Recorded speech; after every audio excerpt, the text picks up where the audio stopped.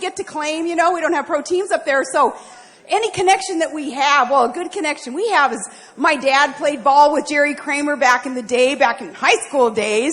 And so we get to claim, that, okay, we have this connection with the Packers, so we're all cheeseheads up there, we claim. And by the way, we're on this mission right now to try to get your Jerry Kramer finally inducted in Canton into the NFL Pro Football Hall of Fame, and we have Donald Trump helping us do that too. So Wisconsin, you're going to get a good benefit from Trump with one of your favorite players of all times.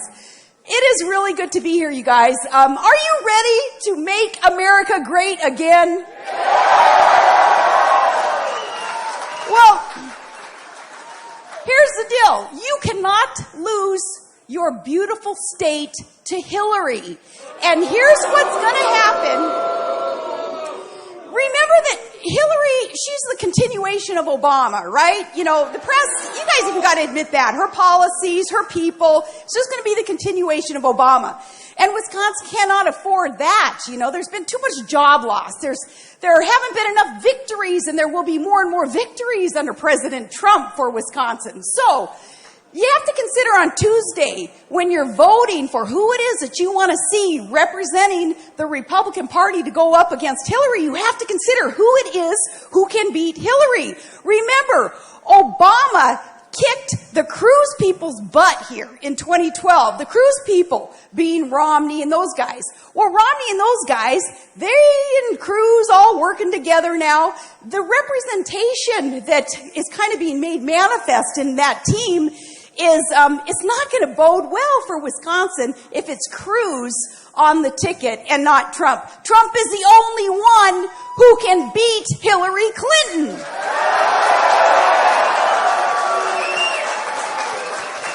But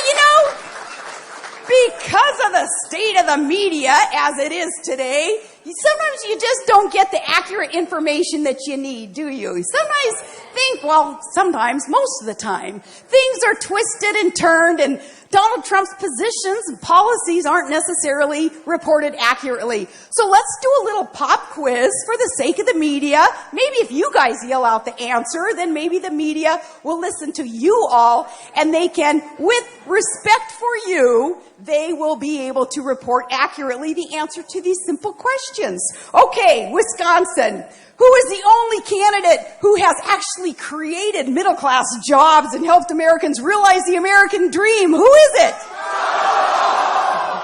Who is the only candidate who promotes women in his own company and has shattered the glass ceiling decades before that was a popular thing to do? Who respects the women? Who's the candidate who relies not on those paid political hacks and consultants, those guys who keep losing election and election and election over and over and over again? Who's the one who ignores all that kind of political hacking and actually relies on good advice from the strong women around him, like his strong, confident daughter? Who's that? Donald Trump. Who's the only candidate who doesn't support that job-killing trade plan of President Obama's? Hey, you guys, the media, you keep getting that one wrong too. Cruz has supported it. He does support it. He has twisted his position on the trail, and you guys need to start calling him out on that. So thank you guys for having the right answer for the media. Thank you. Who is the only candidate who has spent decades fighting Washington, D.C. as they have just boxed up and shipped out our manufacturing jobs overseas? Who's the only candidate who fights that? Who's the only candidate not owned by the special interests in those Wall Street crony capitalists? Who's the only candidate who's not receiving a government paycheck? And who's the only candidate who has inspired a movement? He has truly enlarged the tent, as Republicans usually claim they want to do. Now Trump gets kind of clobbered for doing even that, for bringing in independents and blue dog Democrats and others who are just saying, come on, America, enough is enough of what's going wrong out there in the world, we can finally do things right by electing Donald J. Trump, who is the only candidate who knows how to win. He knows the art of the deal, and he's in it for the right reasons. Self-funded, never having to be bought and sold by these corporate donors that are so involved in everybody else's campaign. Who is the only independent candidate who's in this for the right reasons for you? Amen. Now, I know that the only thing standing in between you and hearing from the next president of the United States is me, so I'm going to get out of the way. And it is such an honor to get to introduce to you all the next president of the United States of America, Donald J. Trump.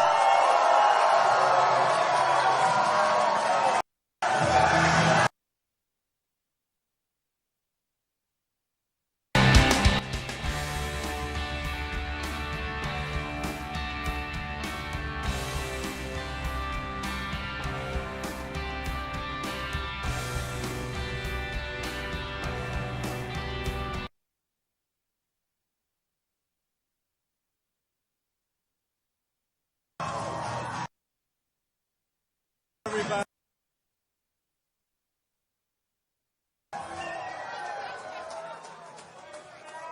Thank you so much, everybody. And Sarah, thank you very much. Is she great? How good is she? She's a special. Oh, there's a lot of people here. Thank you very much, Sarah. We landed, that snow was pouring in. It was so beautiful. In fact, I thought we were landing in Alaska. I was going to tell Sarah, we've got you home in Alaska. This is beautiful. And I want to thank everybody. Such an incredible turnout.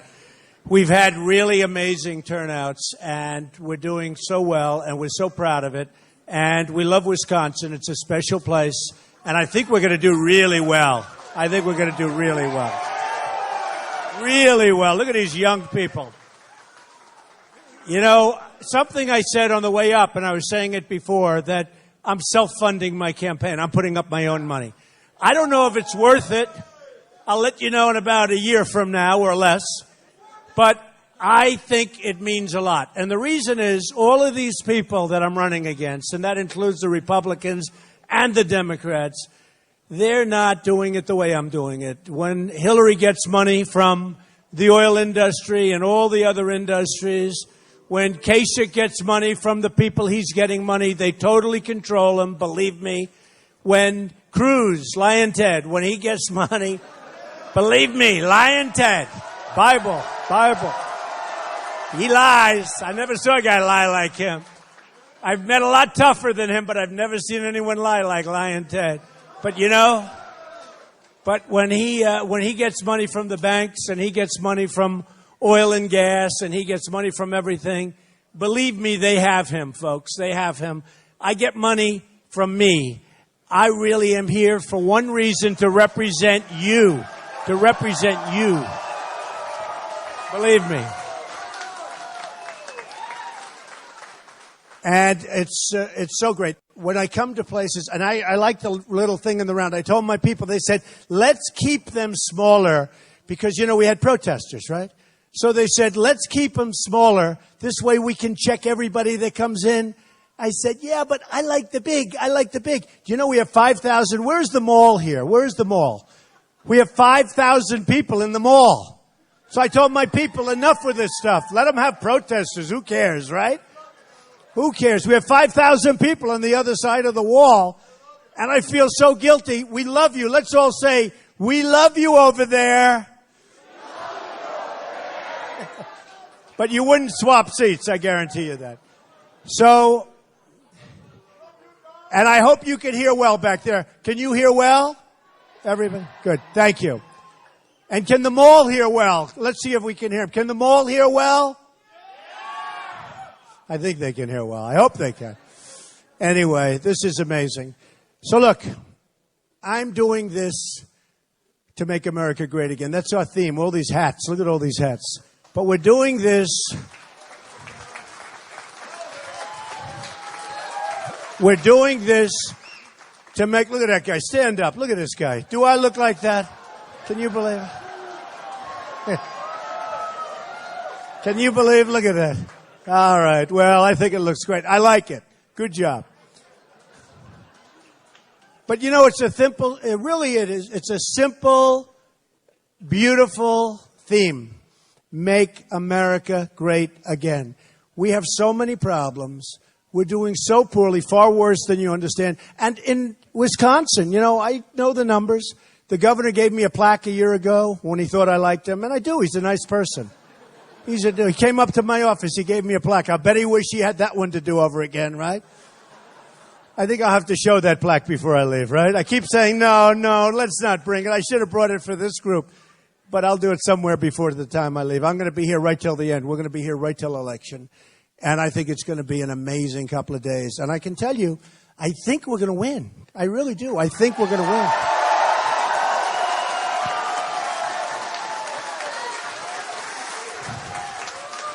I think that people are going to be surprised at how well. I see the kind of outpouring we've had. And somebody else, I won't mention the name, was here not so long ago, and they had 300 people. And we have 5,000 out there and, thousands in here. I don't know what it is, a couple of thousand at least. So I think that's more than 2,000 even, right? So I think we're going to win, and I think we're going to win maybe substantially. But let's just see what happens. But I know one thing. We're going to do well. But, well doesn't mean anything, right? You know Vince Lombardi, right? Did you ever hear of a man named Vince Lombardi? Huh? In this neck of the woods, did you ever hear the great Vince Lombardi? So you know what? Okay, what did he say about winning? Right? Right. He knows. He's a fan. I met Vince Lombardi once. I mean, a number of times, but I met him once. And he was with three of his players. I was a very young guy. It was at a restaurant. And these three players were tough cookies. I better not mention their names, and two of them are friends of mine. And they played for your team. And I'll tell you, they were great players. And Vince Lombardi was not a big guy. And he walked in and he was angry. And he was just so angry, you could see. And he came over to the table and he saw these three big guys. They were like twice his size. They could have swatted him. And he looked at him. I won't tell you what he did because he actually grabbed one by the shirt, but I won't say that. See, today you're not allowed to do that, right? And then he left. He gave him a little bit of a earful. And then he left.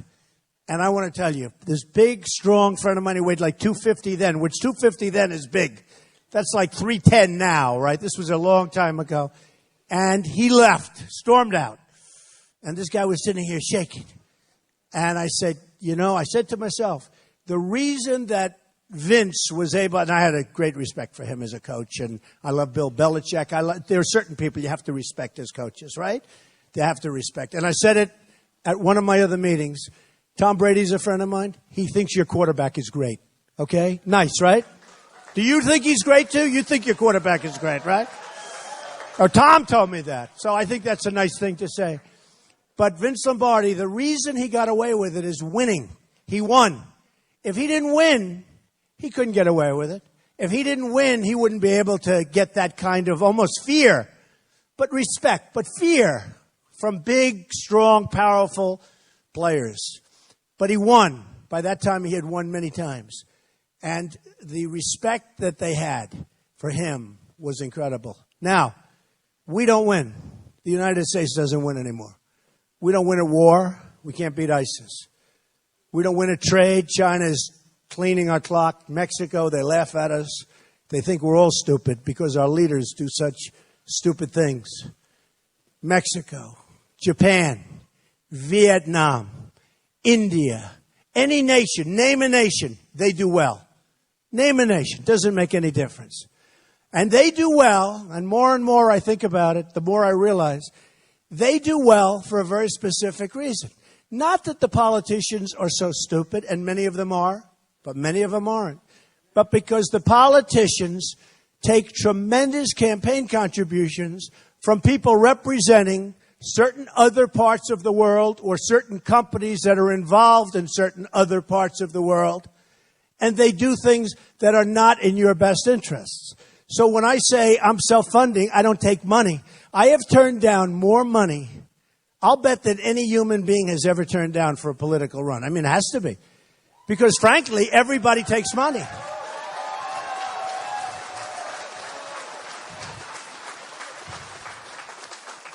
And when you think of it, not a big deal because everybody takes money. For years, probably, I don't know, I may be wrong about this. I would say the only one would be Ross Perot, right? Many years ago. That was a long time ago. But he didn't take money. But I have turned down so much. People coming up, $10 million. Donald, we want to give you $10 million for your campaign. We want to give you $5 million, $2 million, $1 million. Jeb Bush raised $148 million or so. I would have done that times 5. And honestly, and I said coming up, I don't know if I get credit for it, honestly. I don't know. Nobody's going and saying, you know, I like Trump and I like Cruz, which is really not even a fair comparison, folks. I'm so much better. Believe me, I will do so much better job. I will do so much better. Not even close, but I will do so much better. You know why? Because I'm working for you. They're not working for you. They talk about working for you, but they're not working for you. They're working for their next election. They're working for campaign contributions. Who knows what else they take, and I don't care. I mean, it's not my business, right? It's your business. But who knows what else they work for.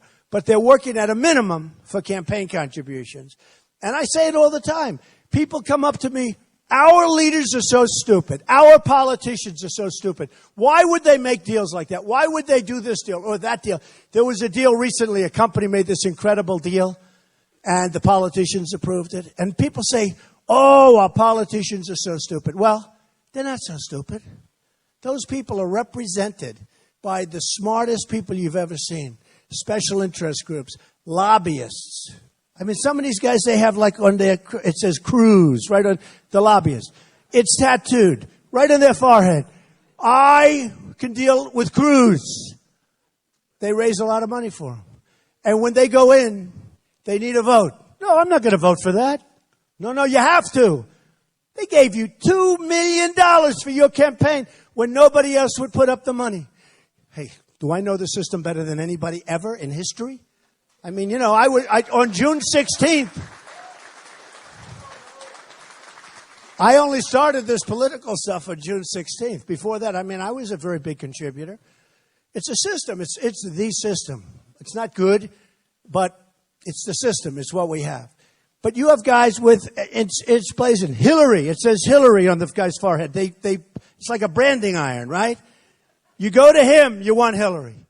You go to another guy if you want Kasich. You go to another guy if you want Cruz. By the way, 100%. 100%. Now, they won't always get what they want. Maybe only 90%. You know, there's some things you can't do.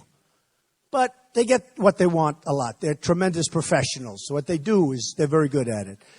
So when I'm self-funding, I hope people appreciate it because it means a lot. I mean, it means a lot. It means I don't owe anybody anything. I don't owe them. I don't owe them.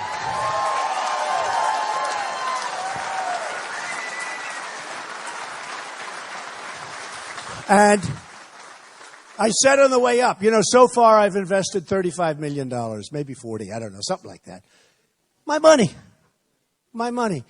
And you know what? It has no impact on me, which is lucky. I built a great company. By the way, you saw I filed. I built an amazing company, tremendous cash flow, some of the greatest assets in the world, worth over $10 billion. And I started with really just a very, very small loan and built a great company, some of the great assets, tremendously low debt. And the reason I tell you that is that's the kind of thinking we need in our country to solve many of our problems. Many.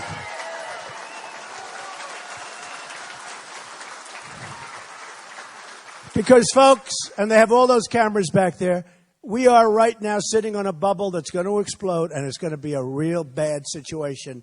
And we better get rid of the debt, and we better straighten ourselves out, because we have debt on debt on debt.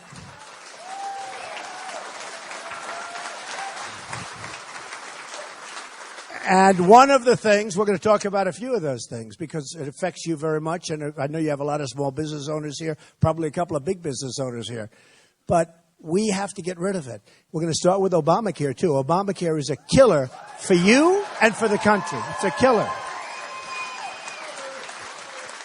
Obamacare is too expensive for the country to afford, and it doesn't work. By the way, for you, it doesn't work. For anybody. You go 45, 55% increases this year. People are telling me they've never seen anything like it. It folds. It closes up. Obamacare in the year 17 will close up. You can't make it. So when you have it, just remember it's no good anyway. But we'll terminate it far before that. And we will end up with a great, great health care plan that will cost you less money and be much, much better.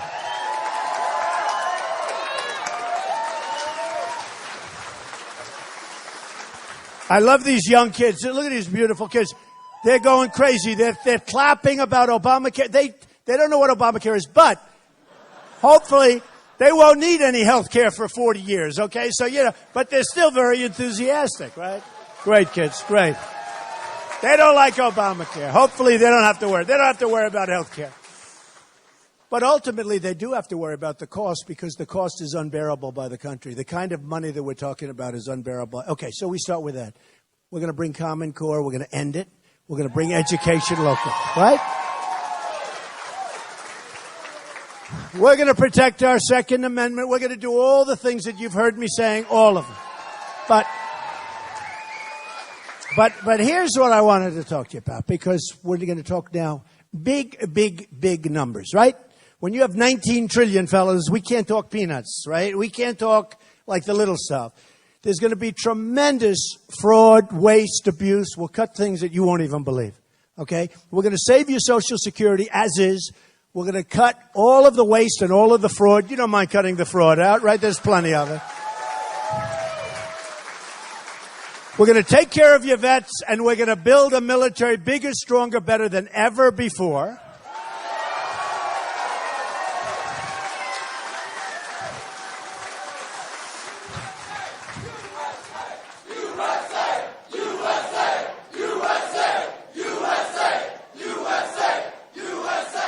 Beautiful. Great. Isn't that great? When you see young people like that, that's so great. Oh, they're going to be very successful. Don't forget, they're after our jobs pretty soon. Hey, the problem is we're losing all our jobs. They have no choice. They have to take it away from us. That's all right. You'll treat us nicely, though, right? You'll treat us. That's the next Trump. Bigger and better than Trump. Not even a contest. All right. Good luck, kids. We think it's fantastic. What about the one in the middle? You going to be the most successful of them all? Beautiful. Great. Great job. That's what we love to see. That's what we're fighting for. My daughter Ivanka just had a beautiful son. And ultimately that's what we fight for. That and the grandchildren and all that. We're going to turn this thing around. We're going to turn it around fast. So let's talk about a couple of things that are big dollars. So we are the police department for the entire world. And the entire world, many of these places that we're taking care of are very, very rich. We take care of Saudi Arabia. They made $1 billion a day when the oil prices were up. Now they make a little less. Okay, big deal. What? And the imports. He's right. He's right. You never know. Is that a protest or is he on our side? You're right, though. But we take care of Saudi Arabia. Now, nobody's going to mess with Saudi Arabia because we're watching them. They're the richest, one of the richest. I mean, they have a fund that's so big, nobody's ever seen a fund like that, right? They have oil pouring out of the ground. They have very high oil, very high quality oil. They have very expensive oil, and they have very cheap oil to get. So they make nothing but money. If it weren't for us, they wouldn't be there very long. And I do business with the Saudis. They're good people. They're fine. Everyone's fine. But we're losing a fortune, okay?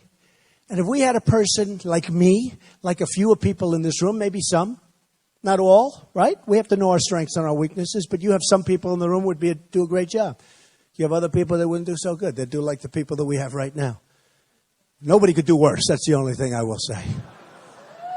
So we're protecting Saudi Arabia. They're not paying us a fair price. We're losing our shirt, okay? You know, we have military bases that we pay rent on. Why?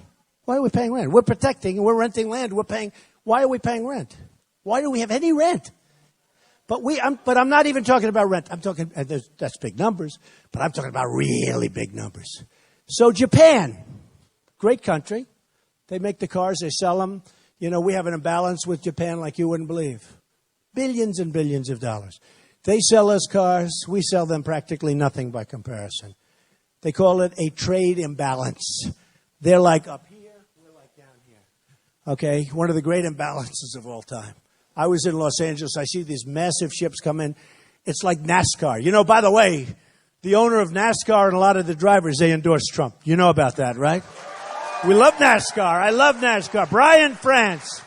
The great Brian France. And they do a great job. Thank you, man. They do a great job. But they endorsed. Brian came up. He said, I want to endorse you for president. I said, boy, that's cool. And he did it like in North Carolina. Good place to endorse, right? North or south. And it wouldn't be bad up here either, but we have it. And we have so many, not only Sarah. We have Jerry Falwell Jr. from Liberty University. We have Joe from Arizona, Sheriff Joe. How about Sheriff Joe? Okay. Chris Christie has been fantastic. He's been great. We have Dr. Ben Carson, who has been amazing. Been amazing. What a great guy. And we have so many others. Congressman now, Senator Jeff Sessions, one of the most respected people in the United States Senate, who Cruz thought he had. Cruz kept talking about Sessions, and, you know, he'd say, Sessions, Senator Sessions. And then Senator Sessions announced about 2 months ago he's endorsing Trump, and all of a sudden, Cruz doesn't talk about him so much anymore, I guess. But look, look at this, even the young kids with her. But so a lot of things are going to happen. So one thing we're going to do is the military. So we're like the policemen to the world, right? And that's fine. That's fine. And everything's good. But these are really, really wealthy countries. Not necessarily powerful because we protect them. And there's we protect. They got to pay us, folks. And you know what? When they start paying us, and then we do good trade deals, and then this country's already turned around. It's turned around. Because we're talking big, big dollars. And Lion Ted can't do it. He can't. In all fairness. Number one, they're going to find out he's a liar. They're not going to trust him, okay? But he can't do it. You know, the evangelicals, they're with me. The evangelicals. Remember South Carolina? That was going to be Ted. Lion Ted was going to win that one easy. Because the evangelicals, I think it's 68% evangelical. Right? I think you guys are only 28%. Let's get going. Start going to church a little bit more. Go to church. There's the ones I want to get going. Do you go to church on Sundays? Anytime you can go. Do you go to church? Okay, good.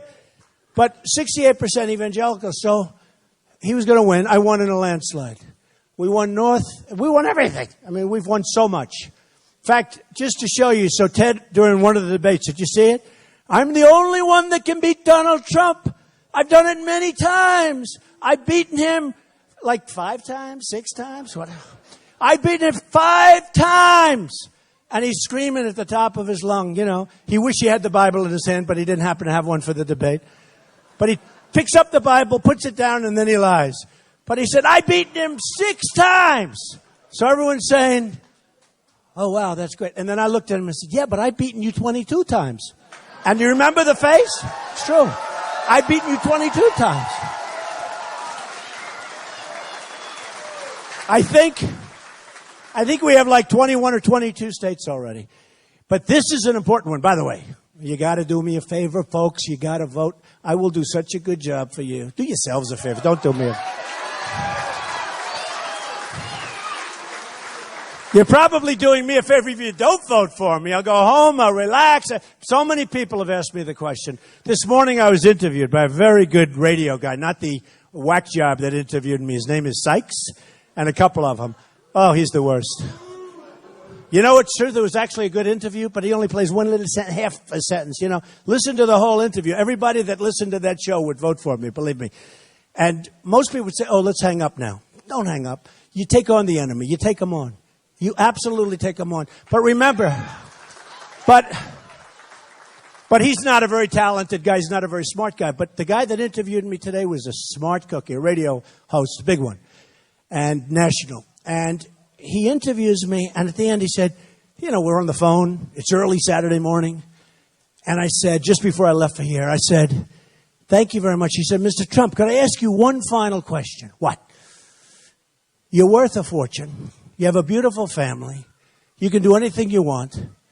Why are you doing this? Why would you do this? And that question has been asked of me more than any other question other than student debt. When I'm around the students, I get tremendous, they're choked up to here and then they graduate, they can't get a job. It's a serious problem. But that question gets asked to me so much. And I said, you know what? I've been so lucky in this country. I've done so well. I've made so much money and had such success and enjoyed my life. And I have hopefully some really good years left. And I want to give back to the country. I just want to give something back. That's all it is.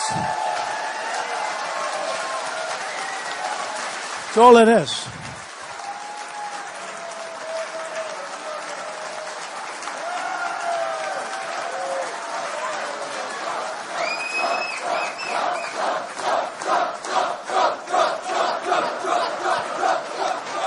Thank you.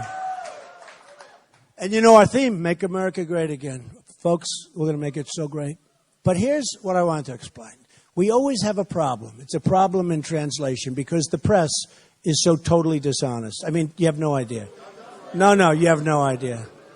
It's amazing how smart the people are. He said, you got that right. Look, the people get it. They are really, really dishonest. They'll put like 1/10 of a sentence in. They'll cut you off. And worse are cameras. I always used to say, I love doing television because if you do television, it's that. Well, then they show like a tiny piece of a clip. It's almost worse than the way they write. But the press is very dishonest. So let me just tell you what happened. So, NAFTA has been a total disaster, right? It's drained businesses. Well, now we have a new one called TPP, Trans-Pacific Partnership. It is so bad. It's worse than NAFTA. It's worse than NAFTA. It will drain Wisconsin. It will drain the United States. We're doing it with various countries all put together, a 7,000-page document that I almost guarantee you nobody in our country has ever read. And those countries from Asia mostly are every word is like studied and analyzed. And we just sign it. First of all, we shouldn't sign with 12 countries. We should sign 1, 2, 3, 4, and we reward the good countries. This way the bad countries come in and they take advantage of the good countries. It's too complicated. It's a stupid deal. Ted Cruz is totally in favor of it because people want him to be in favor of it. Kasich, who voted for NAFTA, is in favor of it because people say, you're going to vote for that deal. You're in favor of it because they support him and he has no choice. And that deal is a horrible deal. And you have liberals that want it, and you have conservatives, and then you have plenty of people in Congress that don't want it, okay? But those are the ones that are being honest. And the biggest single point of the deal is monetary manipulation, devaluation of the currency.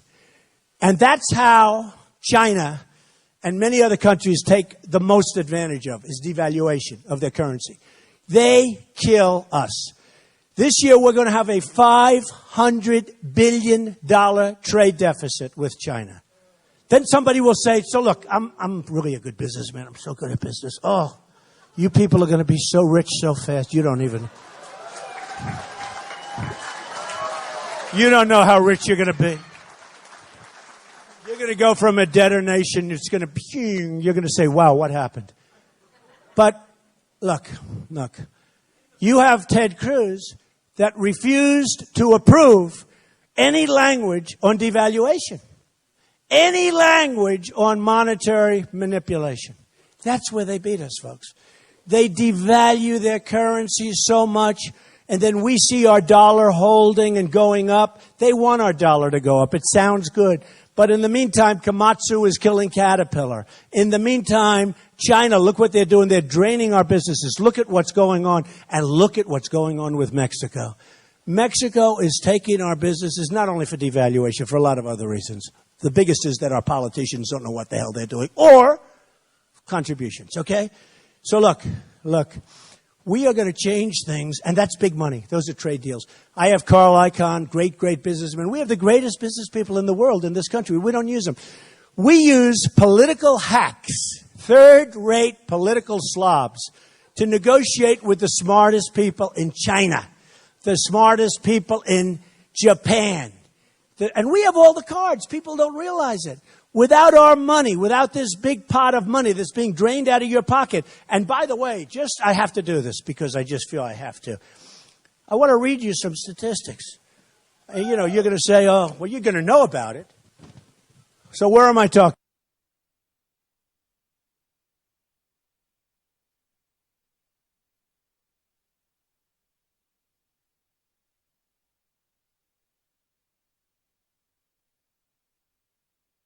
All right, what's up, folks?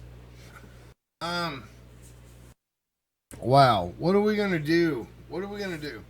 Yeah, I like Trump, but honestly, yeah, if me and Donald Trump were in the same circle, we would probably get into a fight and we'd have to punch each other in the nose. But you know what? I'm going to be a grandpa.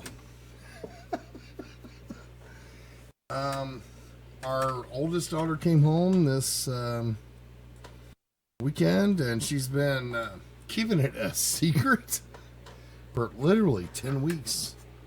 So I'm going to be a grandpa. I'm in a pretty damn good mood.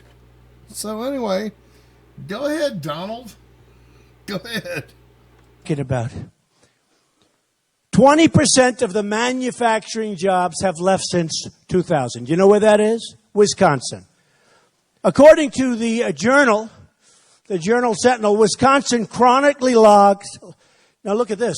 Wisconsin chronically lags the rest of the United States in job creation. That's not what you hear. Here's what happened with Scott Walker. And I can only say this because I couldn't ask for his endorsement. I mean, what I did to that poor guy. Man. No, what I did to him. And he's a nice person, but who cares? I don't care if he's nice. I want to make our country rich and good again. Okay. Chronically lags the rest of the United States. So remember when Scott announced, I'm running for president? I don't know, he was standing on a motorcycle or something. He doesn't look like the bikers that are supporting me. I got to tell you, every time I go someplace, there's bikers all over the place. The bikers love me. Any bikers in here? Right? The bikers love me. And I've always liked the limousine. I've never quite gotten it, but that's okay. Maybe I don't have the guts to ride those bikes, but you know what? They're great people. I was at, I think, Hilton Head, one of the places, and we had hundreds. We had probably close to 1,000 bikes. I said, what's going on over here? In fact, I was a little bit concerned, actually. They're tough cookies. And they were out there waiting for me. I was making a speech to a great group. I won the state big. It was incredible. But had to be 1,000 bikes, mostly Harleys, in all fairness. We love Harley. I love Harley, right? And I buy Wausau windows. Does anybody know Wausau? Wausau, Wisconsin, right? Well, let's not forget, Don. Harley Davidson is an American company. They also bought the Indian trademark, and they're still an American company. Why didn't you say that? Actually, you know what? Here's what I'm going to do with the rest of this bullshit. Because I like Donald Trump because everybody hates him. But quite honestly, a politician is a politician, and the choice has already been made, and everything else is a show, a giant show for the rest of us until this goes down. I think Donald Trump will probably be the next president, but he's a showman. Anybody that doesn't understand that he is a showman, even though I support Donald Trump because everybody hates Donald Trump, he is still a showman. So let's do it point by point. One of the great windows of the world. You know, I'm really good at that stuff. I'm building on Pennsylvania Avenue, the big hotel. I got it. Everybody wanted it. I got it in the Obama administration. We're building one of the great hotels of the world. It's on time, under budget. In fact, it's way ahead of schedule, and it's under budget. So you don't hear that too often. You ever hear these projects that we have in this country? Yes, that's a 3,000% cost overrun. 3,000%. Do you think those people building are making a couple of bucks, folks? You think they're making a couple of dollars? But Wausau Windows, I did 40 Wall Street using Wausau Windows. Great company. Say hello to Wausau Windows for me, okay? Say hello. It's a great window. Actually, truthfully, it's one of the best windows made anywhere in the world, so it's good. Wausau. I saw Wausau. I said, oh, wait, I wonder, that's probably where they make the windows, because I order a lot of them and they come. But we did a whole building, 40 Wall Street, a big 72-story building, using, I think, 3,500 Wausau windows. That's a lot of windows, right? Anyway. And there are no leaks. We have no leaks. Explain to them they have no leaks, so that's good. I should say they leak like hell and get a refund, right? I do that too sometimes. So anyway, we have to make our country so strong, and the way we do it is with the big stuff. But when you look at your area, Wisconsin has to keep wages depressed in order to hold jobs. That's because of foreign competition. That's good, that's fine. It's no good for you. Do you know the people, the blue-collar people, great people in this country, they haven't had an effective wage increase in 20 years, okay? And then people wonder why I have a room filled like this. And you have another candidate that just left here. You know that. They had like 300 people. But why do we have a room with thousands of people and thousands of people outside listening to a speaker? Because people are angry and they're disgusted at what's going on. So we have thousands right now. We have people all over this country that are working hard. And a lot of people are getting part-time jobs. They never had a part-time job in their life. But because of Obamacare, it makes sense for the company to make everything part-time for reporting requirements. So you can't do it. It's terrible. Then job growth is coming largely from the healthcare jobs, the new jobs, which are very, very low-paying jobs, about $525 a week. That's not good. Then wages in manufacturing is stalled.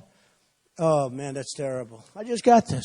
Wages in manufacturing is still low wage. We're like a low-wage nation in Wisconsin, okay?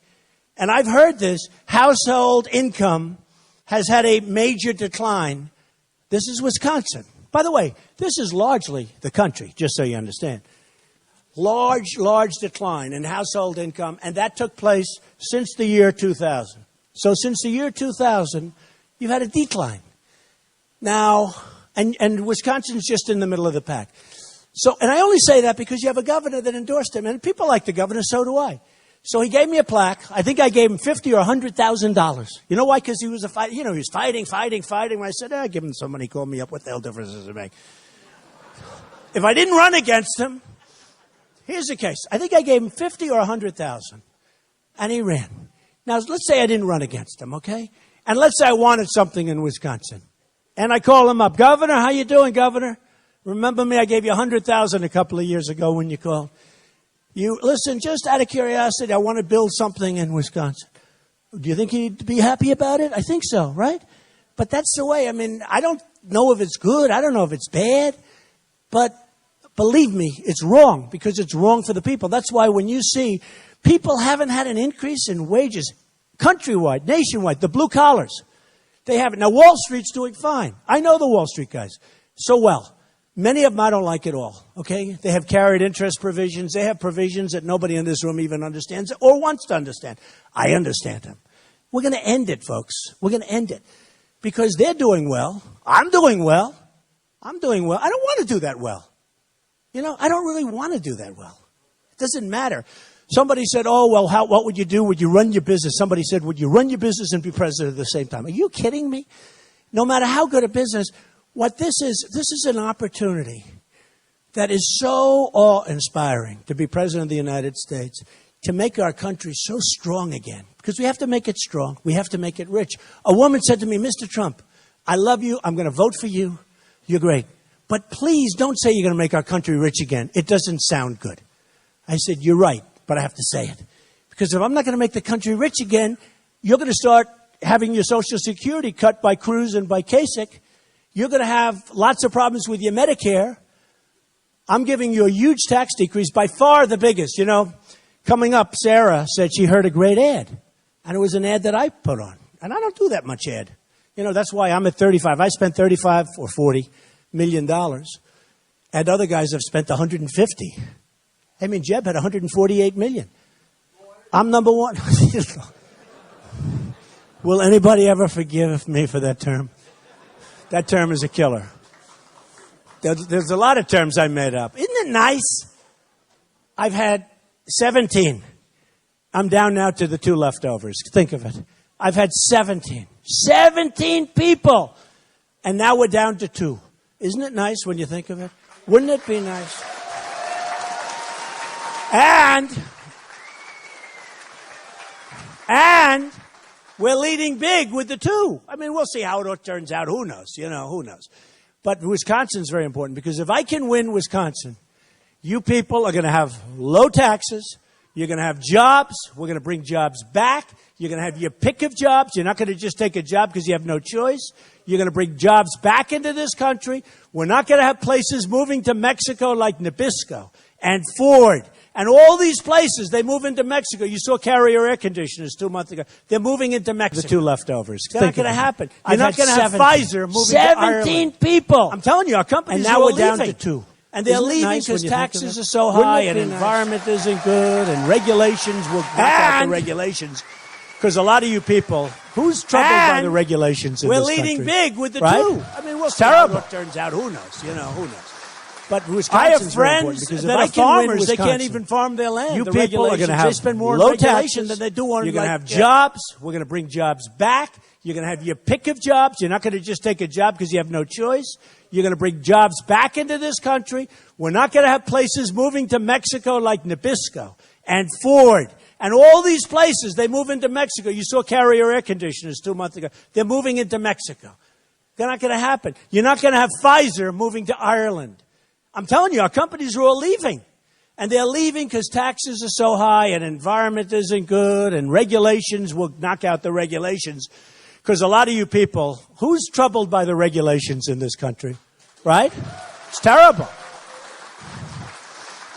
I have friends that are farmers. They can't even farm their land. The regulations, they spend more on regulation than they do on how to shovel it out of the ground. So we're going to end all that. But it's so important. So here's the thing. We've got to go out. We've got to vote. Let me give you one other item because I think it's so important. So I've been criticized. Did you hear today where they're saying nuclear? Now, I've been a businessman, and I've had a lot of common sense. I made a lot of money against China, tremendous deals against China. They can be beaten, folks. They can be beaten. I'm talking on trade. They can be beaten. They're fine. I like China. I love the people. They can't believe what they get away with. Do you know the richest people in China, friends of mine, they say, Donald, we can't believe what we get away with. Now, they said that before they knew I was running for president. Now they say, I never said that. But they said it. They can't believe it. But I'll tell you, big league. They said today, coming up, I'm watching television, and I'm saying, wow, isn't that terrible? They were talking about nuclear in my statement. Japan should have nuclear. That's what I said, supposedly. I didn't say that. The question was asked to me on television recently by a very good announcer, very good guy. He said, what about NATO, right? Now, in all fairness, I've been an entrepreneur, really good entrepreneur, but for a long time. Nobody ever talked to me about NATO. Nobody ever talked to me about many of the things we talk about now. But I know something about NATO, and I have a lot of common sense. I said, here's the problem with NATO. It's obsolete. Big statement to make when you don't know that much about it, but I learned quickly. But I knew it was true. It's 68 years old. It was formed to look over the Soviet Union, which doesn't even exist anymore. And I know what happens. It gets big and bureaucratic. I said, it's obsolete, and we pay too much money. Now, when I made the statement, I thought I read it somewhere. But when I made the statement, it was really a statement that a lot of people said, like, how would you know a thing like that? So it turns out that it's even worse than anybody would have thought. We are paying so much money, 28 countries. We're spending so much money disproportionately. The United States, which is you, all of us. We're not talking about small money, folks. We're talking about serious money, okay?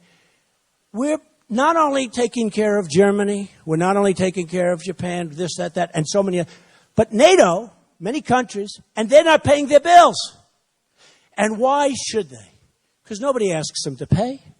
I'm going to say, pay up. You got to pay up. One of the early things I'm going to do and I'll do it nicely, I promise, I'll be nice, I'll be presidential. I'm going to be as presidential as I can be, and at the same time get the money, okay? You know, if you're too presidential,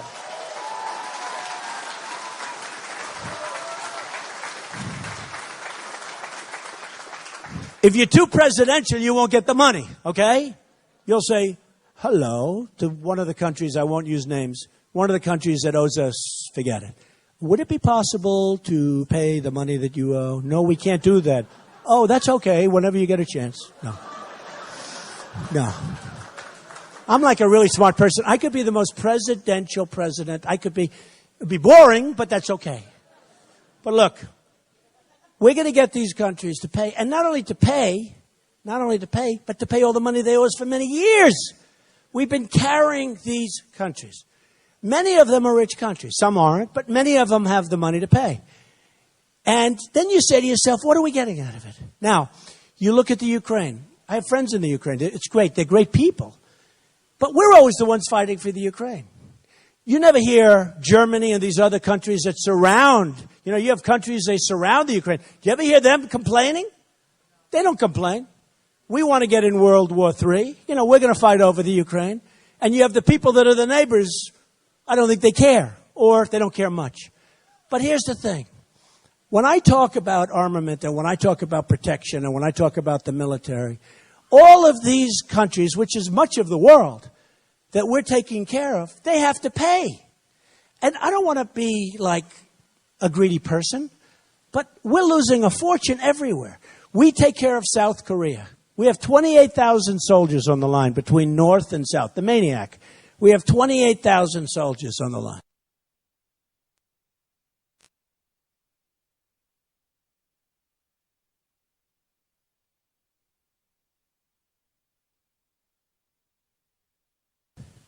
What do we get out of it? It's time people stop looking at the United States as stupid people with even dumber leaders. We got to stop it. We've got to stop it.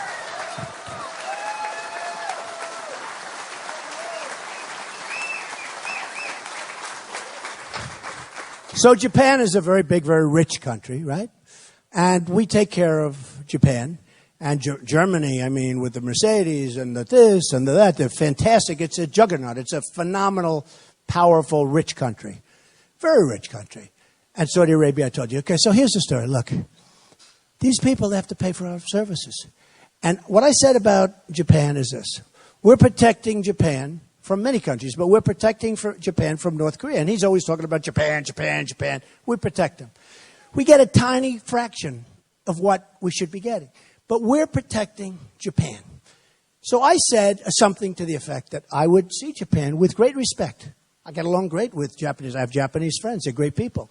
With great respect. You know, believe it or not, I'm a unifier. Nobody's going to think that. You will in 4 years. You'll say, that guy turned out to be a great unifier. Maybe 8 years would even be better, okay? But you'll start saying it in 2 years. You'll start saying it in 2 years. Believe me, you'll see a big difference. Because right now, we are a great divide. Right now, we have a man who's a great divider as our president, okay?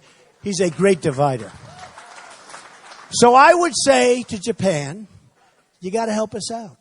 We want to help you. And I would rather have them not arm. But I'm not going to continue to lose this tremendous amount of money.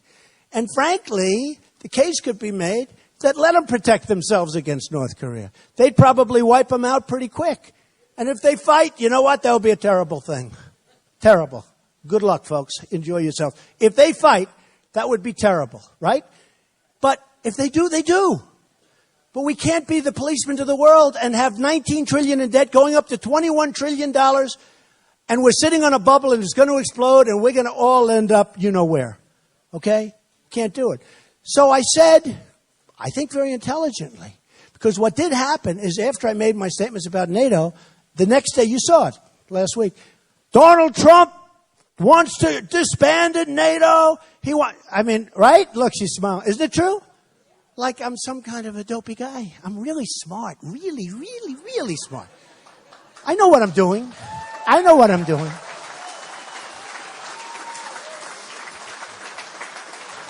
Now, there will be a point with some of these countries where we're going to walk. And we won't be gone for long because they're going to call and they're going to say, come back. Now, I would much rather protect Japan because I don't like them arming. But you know what? It's possible that they will. And let them take care of themselves here. But probably more likely they'll pay us a lot more money. And we won't be losing all of the vast billions and billions and billions of dollars that we're losing right now. Just take a look at NATO. I was so right. And now people, these great experts, they've studied NATO for 30 years.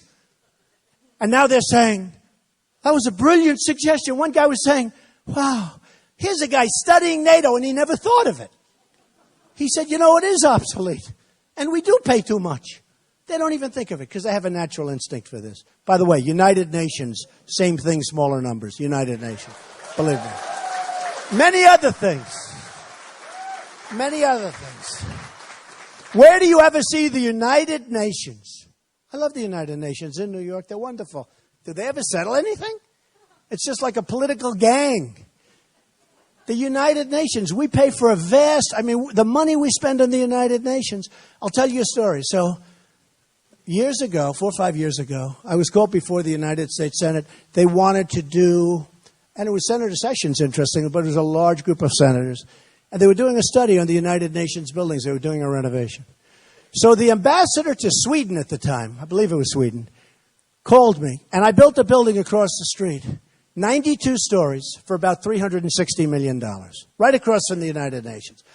And he called me, and he was very nice. He said, Mr. Trump, there's a good man, because he said, Mr. Trump, I heard you spent $360 million on the building across the street. And that building is 92 stories, and the United Nations is 1/3 that height. And we're going to spend $1.5 billion on renovating our building. He said, could I ask you a question? Why? I said, 2 reasons. Number 1 is they're crooked, and number 2 is lack of knowledge. He said, could I call you to the United Nations? Yes, I went to the United Nations. I met with Kofi Annan, and I told them, I will do the whole job for $700 million. They said, yeah, but it won't be the same job. I said, you're right. It'll be much better. No, it's true. It'll be much better. I explained to him. I said, I'll use marble, and you'll use linoleum, okay? I said, it'll be much better. It'll be 100% better. Anyway, bottom line, took pictures with this guy, everything, and I never heard from him again. Then the United States Senate called me up before they started, and they said, how come you can do it for, and really the number was 500 in my own head, but $500 to $700 million. Why can you do that, and it's going to cost them $1.5 billion? I said, it's not going to cost them $1.5 billion. They say it's going to cost them $1.5 billion. It's going to cost them $3 billion, and maybe more than that. And they said, what do you mean? I said, that's what's going to cost. That was years ago. It cost them much more than even what I said. It was one of the great messes that you've ever seen. And I asked the man in charge of construction, my first meeting, I said, so let me ask you, are you going to use New York steam? That's a very complex system of steam under the streets of New York. What's that? I said, wait a minute, you're in charge of the building, you don't know are you going to use a boiler system? Are you going to use a 4-pipe system, a 5-pipe system, or a 2-pipe system? He had no idea what I was talking about. I said, how can you be in charge of a massive construction problem when you don't know what a 5-pipe and a 4-pipe and a 2-pipe system is? How can it be possible? But then I realized this guy made a fortune, I'm sure. I'm sure the guy made a fortune. So here's the story. We're going to rebuild our country. We need roads. We need bridges. Our bridges are falling down. We're going to save so much money on waste, fraud, and abuse. We're going to save so much.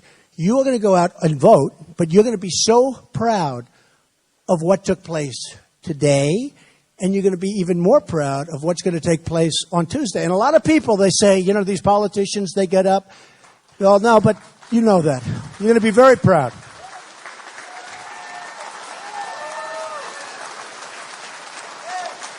A lot of these politicians, they get up and they say, you're Americans. You're great, great people of our country. It doesn't matter whether you vote for me or whether you vote for my opponent. What's important is to get out and vote. I don't say that. I say, if you're going to vote for me, go vote. If you're going to vote for my opponent, don't bother, okay? All right? Don't bother. Don't bother. But, you know, I do laugh, though, because I understand nature. I'm like a perch. I appreciate life. And we're all angry, but we're good people. And we're not really angry people, but we're angry about the way our country is being run. We love our country. It's being run by idiots. They have no idea what they're doing. Just to finish on the nuclear thing, I told you I was going to go in and negotiate with Japan and negotiate with Germany and negotiate. I have the best negotiators in the world. Carl Icahn endorsed me. I have many of the people that want to come in. They want to help us. And these are the greatest minds and the greatest business people and the greatest period negotiators. They all read The Art of the Deal, okay? So I say to myself, look at this. Look at these people and look at this negotiation. What's going to happen? What's going to happen? And I'll tell you what's going to happen. Our country, if we don't do this deal, if we don't get the proper people in office, and we don't get them in office soon, we're not going to have a country left. I'm telling you. We're not going to have a country left. Just not going to happen. And I'm a person with common sense, and I used to tell you, okay, remember the beginning of the campaign? Bush and Rubio. They're nice guys. They're both nice guys, okay? Everyone's nice after you've won. But let me just tell you. Remember when Marco would never run because Bush was his mentor? Did anyone ever hear that? So Marco was never going to run. And then he did run. And then I kept saying they hate each other. And everyone said, no, they don't. They're good friends. And Bush would stand up and say, Marco is my dear, dear friend. And then Marco would stand up, Jeb is my dear, dear friend. And I'd say, they hate each other. Remember at the debate? Jeb would say, I'd like to congratulate Marco. He's my dear, dear friend. And he'd say also, and Donald Trump is a gifted politician. My wife actually said, why does he keep calling you a gifted, gifted politician? Say it twice sometimes. Donald Trump is a gifted, gifted politician if he's your enemy. I said, I don't want to give you the answer to that. I don't want to give you the answer. Not on live television. I don't want to. But look, I understand what's going on. I will do such a great job. We will cut our expenses. We will build up our numbers. We will become rich. We will become strong. We will become great again. We will become so great. We will start winning again. We don't win anymore. We don't win at war. We can't beat ISIS. We don't win with our great veterans. We can't take care of them. We don't know how.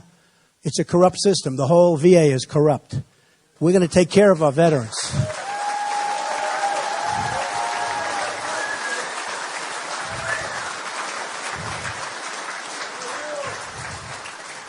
We're going to win with trade so big. We're going to have money pouring back in. We're going to have jobs pouring back into our country, folks.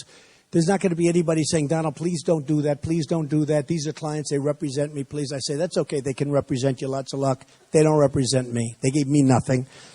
So we're going to have great things happen with trade, with China, with Mexico, with all of these.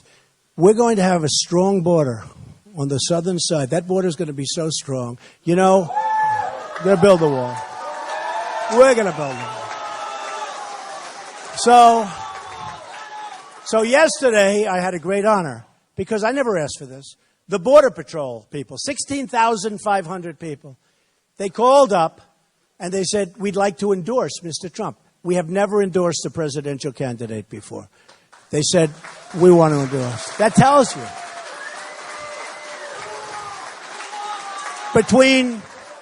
Between Sheriff Joe and the Border Patrol, we understand who's strong on that. We are by far the strongest on border. We will build a wall. Who's going to pay for the wall? Mexico! Who? Mexico! Now, Mexico, by the way, sure as you're sitting here, Mexico will pay for the wall.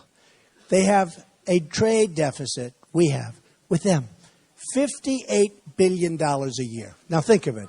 The wall is, think of it. Can you believe? That's not including the drugs that are pouring across the border. That's exclusive of the fact that our kids are being poisoned. Don't take drugs. Okay? Raise your hand. Raise your hand. Come here. Raise your hand. Raise it. Come here. You know, this is what people ask. What do I tell? I said to my kids, no drugs, no alcohol, no cigarettes. Raise your hands, kids. I promise Donald J. Trump that I will never take drugs. I don't want to say no alcohol, but take it easy on the alcohol, right? And you know what else? No cigarettes, right? All right, kids, come here. Come here. Come here. Okay.